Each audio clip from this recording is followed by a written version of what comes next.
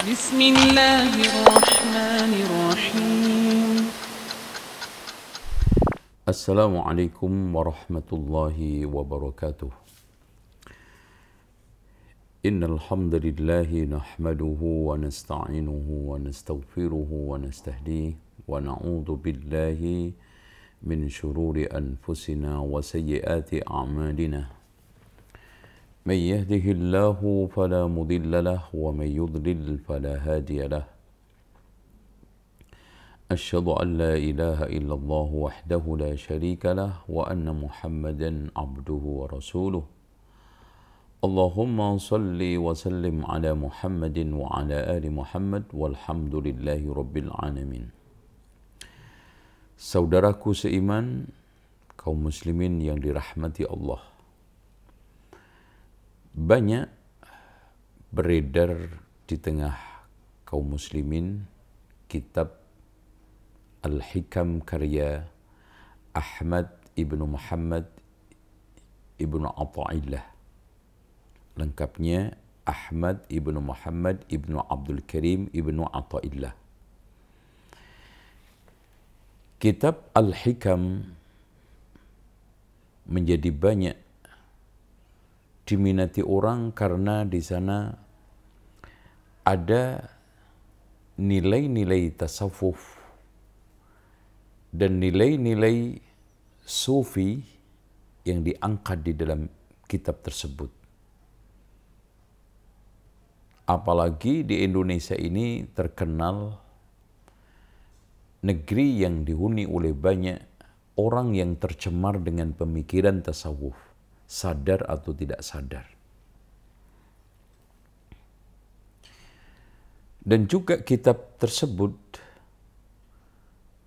memedar pemikiran-pemikiran thariqah syadziliyah. Ya. Dan ini juga menambah makin cocoknya kitab ini untuk dikaji di kalangan orang-orang awam dan melekat di hati mereka, karena memang orang-orang Indonesia kebanyakan tertarik dengan thariqah. Thariqat itu banyak sekali, ada thariqat Qadariyah, ada thariqat Naqsabandiyah, ada thariqat Qadariyah Naqsabandiyah, ada Syadziliyah, ada Samaniyah, ada Satiriyah, dan yang lainnya.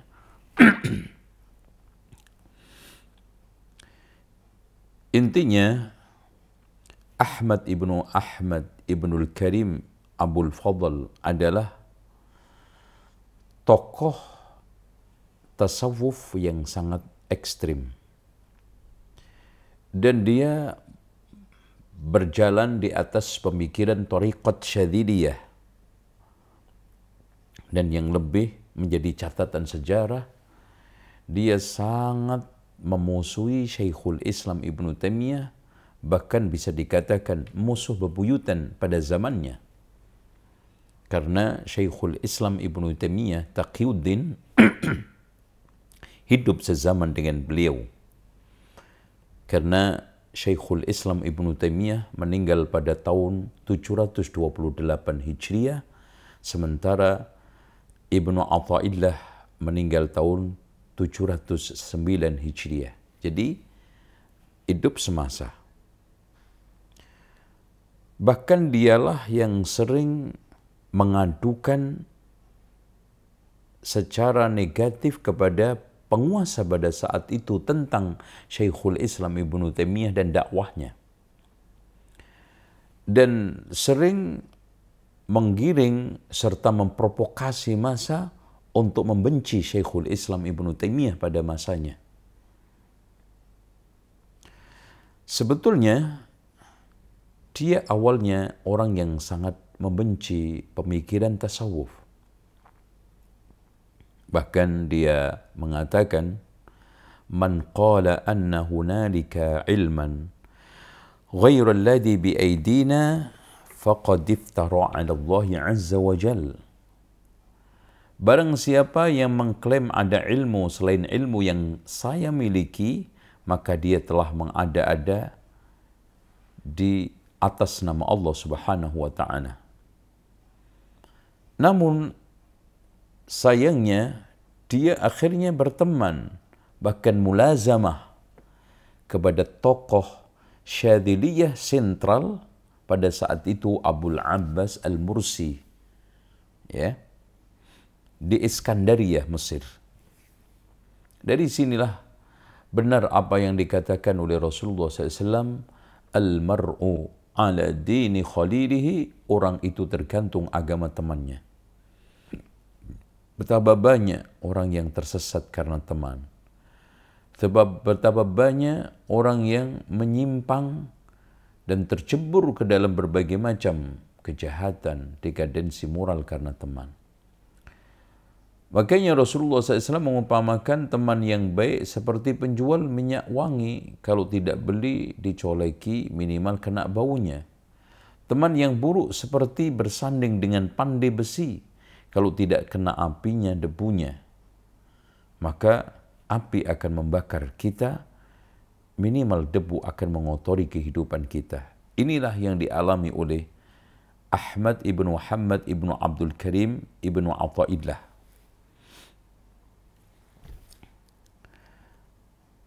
Setelah beliau bermulazamah dengan Abul Abbas Al-Mursi Asy-Syadzili, maka dia menjadi murid senior, malah akhirnya mengetawakan ucapan dia sendiri tadi.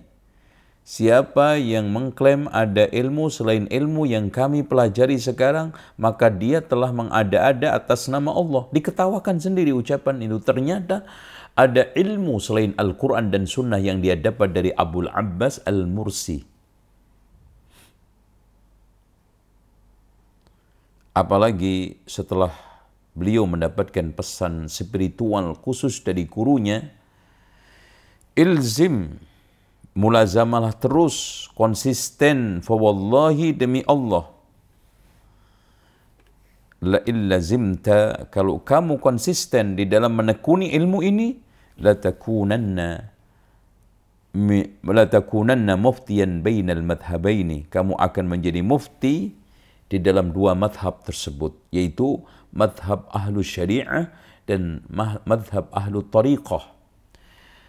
Karena memang kebiasaan orang-orang tariqat, tasawuf, di sana ada tasawuf tariqah, sana tasawuf falsafi, ya.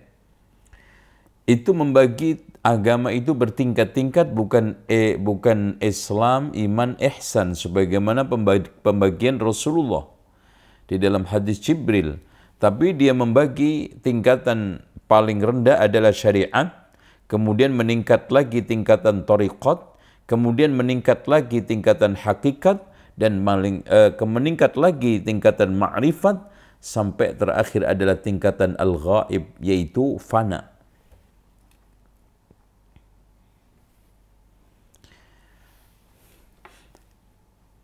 Kaum muslimin yang berbahagia, saudaraku yang dicintai oleh Allah, penegasan para ulama tentang jati diri beliau bisa kita temukan di dalam kitab Ad-Durarul Kaminah karya Al-Hafidh Ibnu Hajar Al-Asqalani. Beliau mengatakan, Ahmad ibnu Muhammad ibnu Abdul Karim ibnu Athaillah Tajuddin Abul Fadl Al-Iskandari Asy-Syadzili. Berarti Ibnu Hajar sendiri yang memberikan penegasan, dia adalah tariqatnya Syadziliyah. Sahib Syekh Abul Abbas Al-Mursi. Dia menemani, maksudnya mulazamah dengan Abul Abbas Al-Mursi, Sahibus Syadzili, tokoh sentral tariqah Syadziliyah di Mesir pada zamannya. Wa sannafa manaqibahu, bahkan beliau banyak menulis tentang manaqib gurunya, wa manaqib syaikhihi, ya, manaqib syekhnya. Wa kana al-mutakallimu ala lisan as-sufiyah fi zamanihi. Dia berbicara, ya, di atas lisan tasawuf, maksudnya pembicaraannya banyak mengupas tentang tasawuf dan pemikiran tasawuf, akidah tasawuf, kehidupan tasawuf. Wa huwa mimman qama 'ala Syekh Taqiyuddin Ibnu Taimiyah.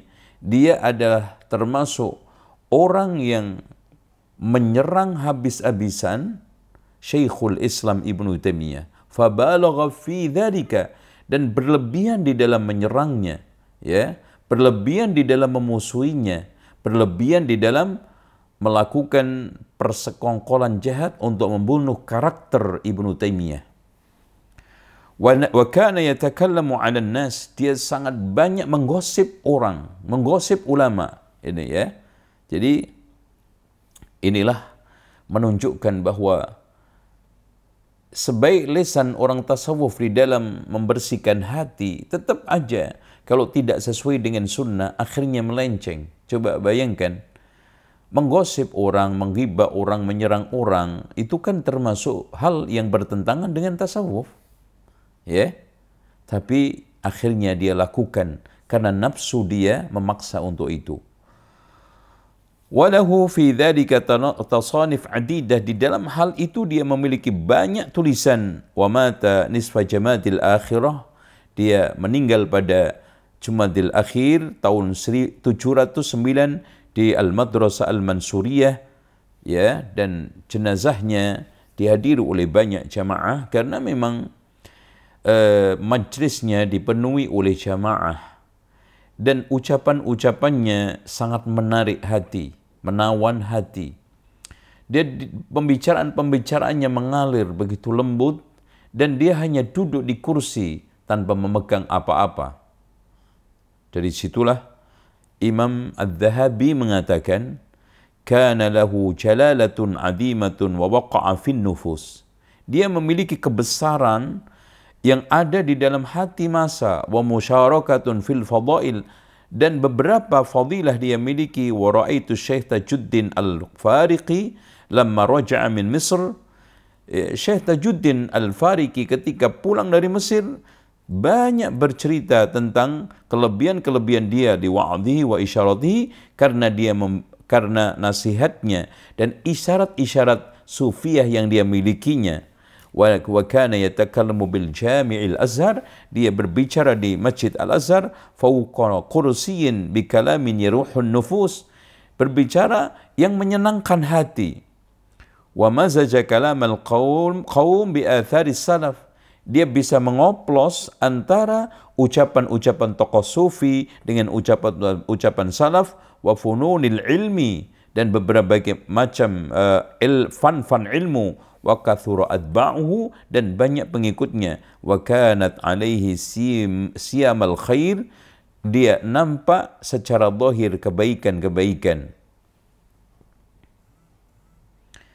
Bahkan Al-Zirki juga mengatakan, Ahmad bin Muhammad ibnu Abdul Karim Abul Fadl Tajuddin ibnu Athaillah Al-Iskandari mutasawwifun tasawwuf syadiliyun, dia syadili, ya, minal ulama, maksudnya ulama dalam hal itu. Dan intinya, closingnya, kana min asyaddi khusumi Syekhil Islam Ibnu Taimiyah, dia adalah musuh bebuyutan Ibnu Taimiyah. Lau tasanif minha, dia memiliki beberapa tulisan, di antaranya adalah Al-Hikamul Ata'iyah, ya, fit tasawuf wa tajul urus fil wasaya wal idad, dan juga yang lainnya. Wallahu a'lam bishawab. Tayyib. Sekarang kita ingin memberikan catatan beberapa kesesatan yang telah diangkat oleh para ulama. Di antaranya yang mengangkat kesesatan Athaillah di dalam kitab Al-Hikam, di antaranya adalah Muhammad Mahdi Al-Istanbuli di dalam kitab Kutubun Laysat Minal Islam. Yang pertama, di sana ada pemikiran-pemikiran wahdatul wujud yang dia angkat di dalam kitab itu, yang menyatakan antara Khalik dengan makhluk itu satu.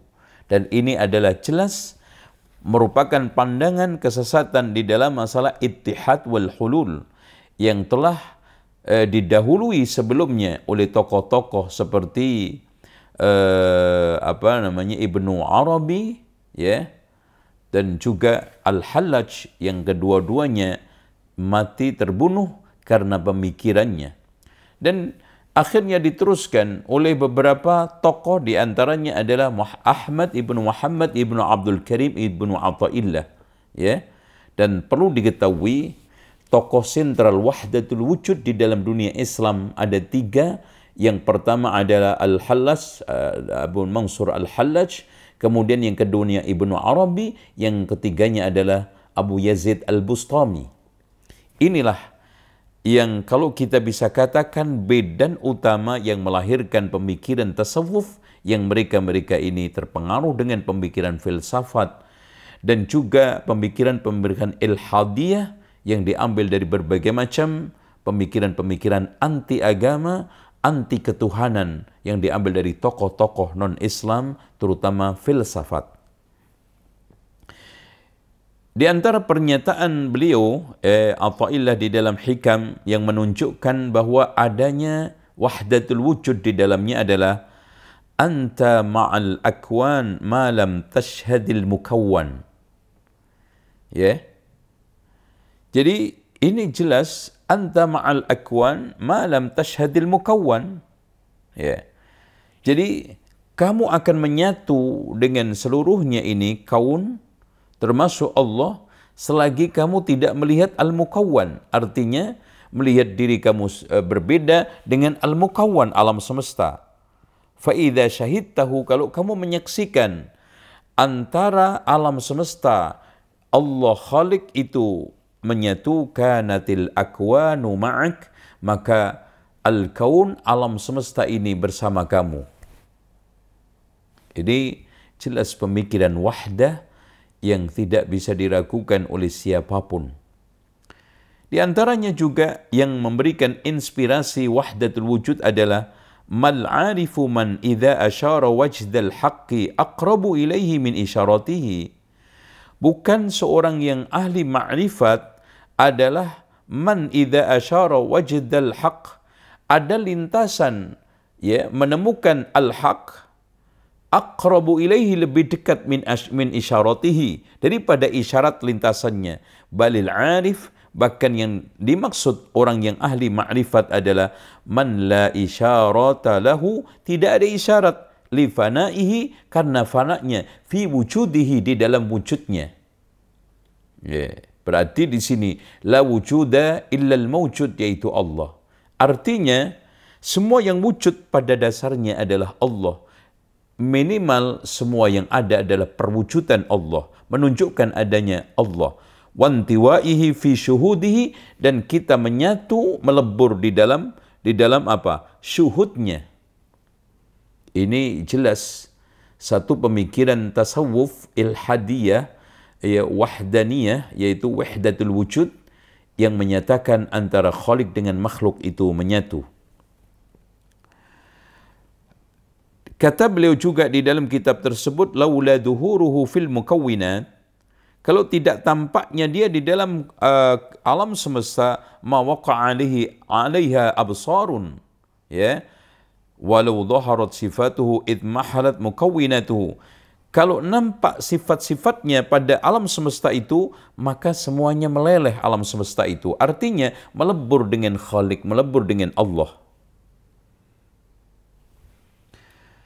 Makanya dia juga mengatakan al-fikratu fikratan, pemikiran itu ada dua, fikratu tasdiqin wa imanin, pemikiran pembenaran dan iman, wa fikratu syuhudin wa iyan, yaitu pemikiran syuhud, ya, menyaksikan tampaknya Allah, wa iyan, di dalam dirinya nyata-nyata.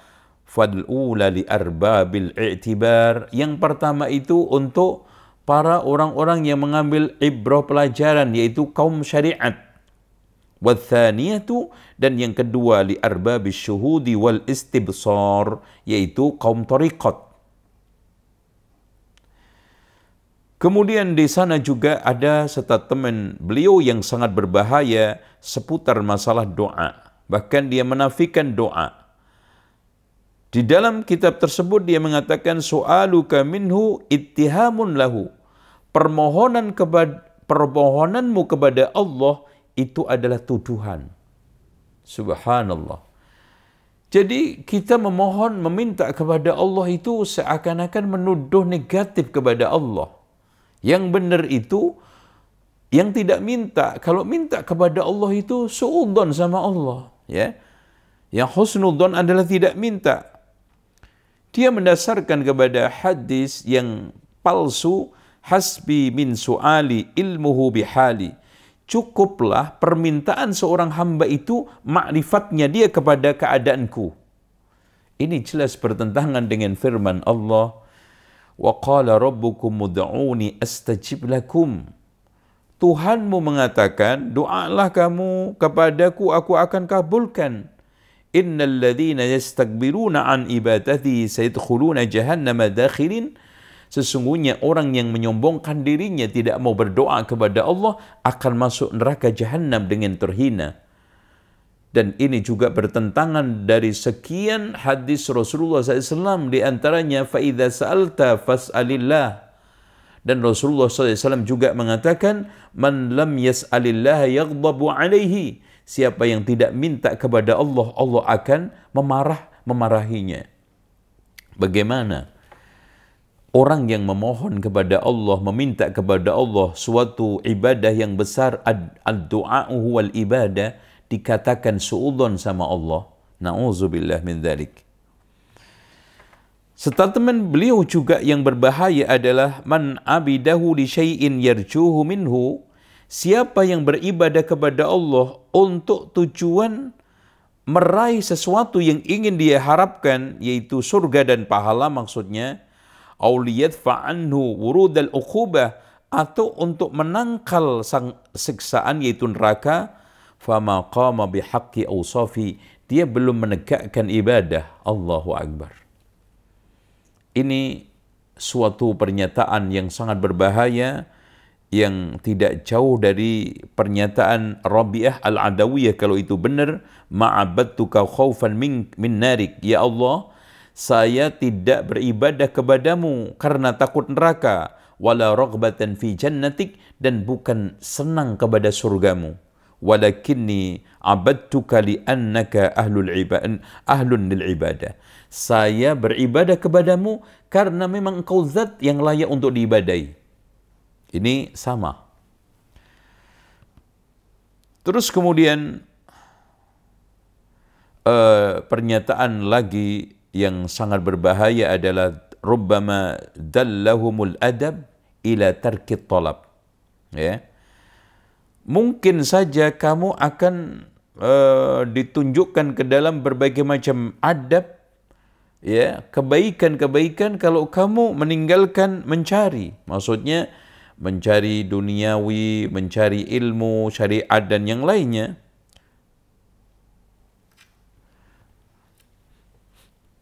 Bahkan laita hadzal jahil alima anna al-amr bil asfa inna tarkat talab huwa al-isyan wa qillatul adab.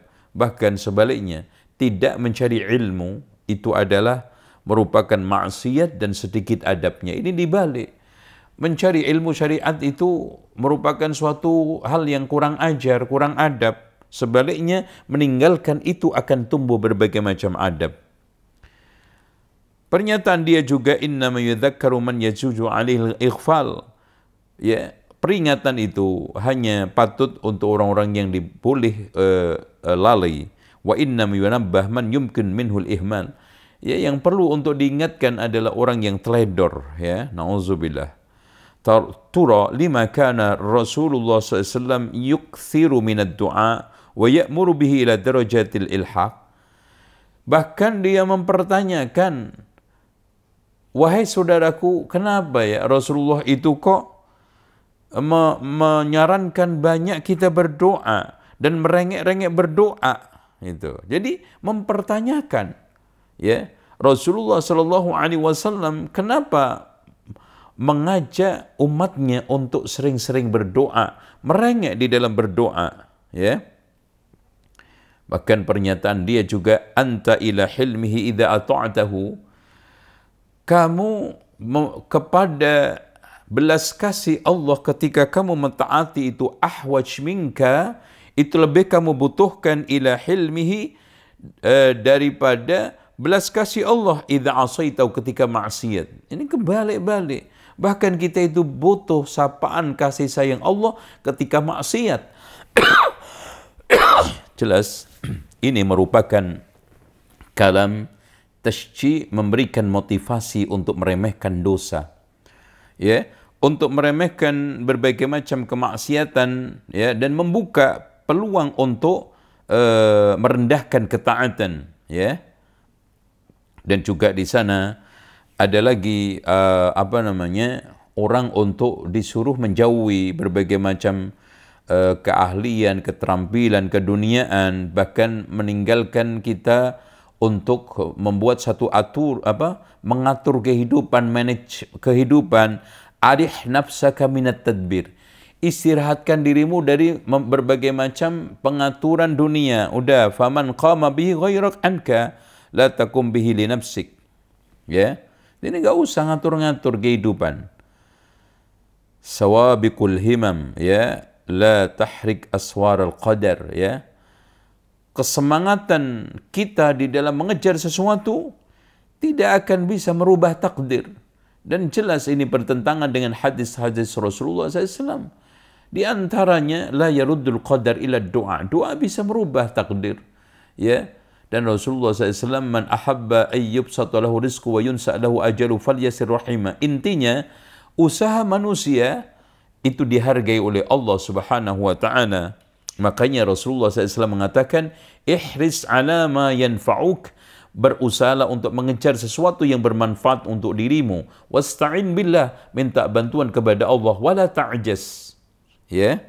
Makanya Umar bin Khattab radhiyallahu an mengatakan ketika dia tidak jadi mengirimkan pasukan ke Syam, nafirru minal qadar ilal qadar. Kita lari dari takdir menuju kepada takdir. Dengan apa? Kesemangatan kita, usaha untuk merubah diri. Terus kemudian ada di sana pernyataan-pernyataan yang kontradiktif, di antaranya jalla rabbuna ayyu'amilahul abdu naqdan fayujazi nasi'atan.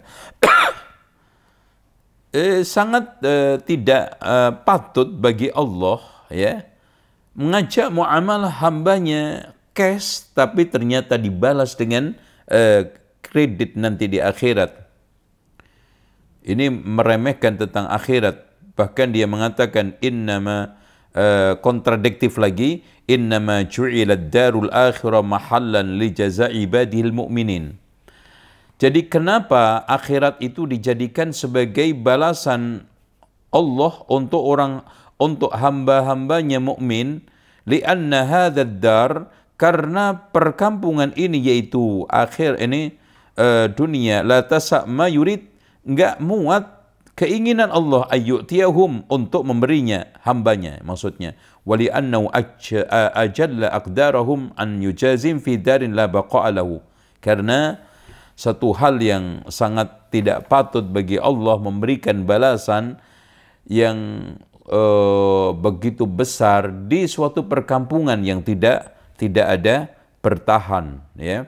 Inilah pemikiran-pemikiran beliau yang menyimpang, yang sesat, yang perlu diwaspadai oleh kaum muslimin, terutama yang mereka mencoba untuk mengambil faedah dan kebaikan dari kitab-kitab beliau. Demikian, mudah-mudahan bermanfaat. Aqulu qawli hadha wa astaghfirullah li wa lakum wa astaghfirullahal azim. Innallaha wal ghafurur rahim. Wassalamu alaikum warahmatullahi wabarakatuh.